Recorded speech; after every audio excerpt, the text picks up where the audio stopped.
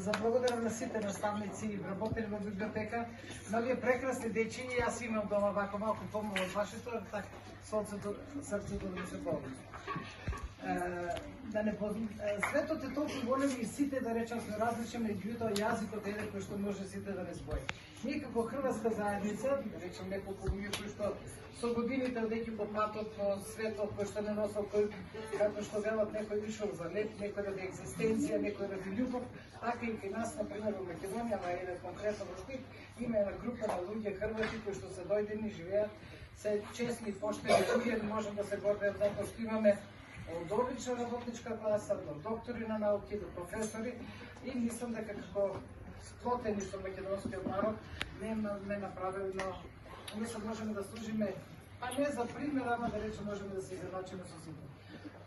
Ние, нашите финансирани идат директно од Република Хрватска, со тоа што постои Средишен државен уред за Хрватите надвор од Република Македонија, кој што, препознавајќи го нашиот труд, нашата работа, која што е работила кроз годините, промовирајќи се не само својата држава, туку и Македонија, бидејќи во Македонија живееме, тука твориме, тука имаме и вечни почивалишта на нашите хрвати, ние тоа не буваме со години.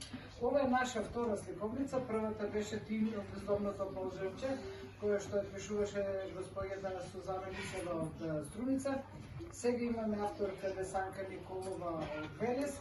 За двете сликовници, еве ви кажа господја Сонја, нашата Сара Каурин, која што, на што сум посебно горда, затоа што нашите сликовници не се компјутерски цртани, не се избирани ликовите по компјутер, туку тоа слика е правена поединечно и рачно. И сето тоа, мислам, има за мене некоја посебна вредност, затоа што денеска можеме и на компјутерот извадиме сликовница на работата да отвориме и да направиме нешто.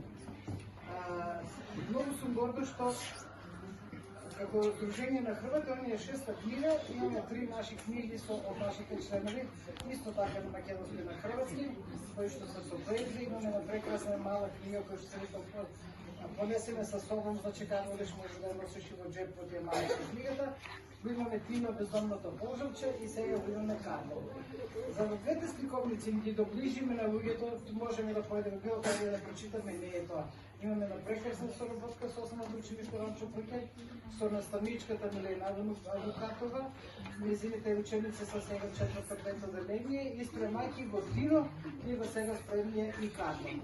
Ја мислам дека тие најубаво може да ви кажат што ние сакаме да кажеме.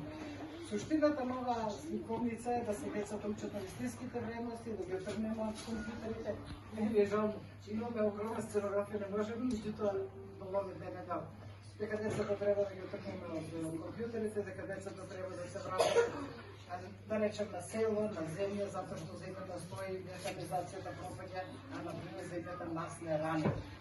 И приказката е таа дека децата во овој случај Карло од град Кришубов Силјево оди кај неговата баба и деде на село, му се роѓа желба и тој да еден ден оди таму, ја поправаат кукичката, околу му купува едно магаренце, магаренцето се вика Грга, мума се сега имаме цели башти, и на крајот тој Карло почнува да произведува што за неговите потреби, што за потребите на селаните, дури да носи во градот.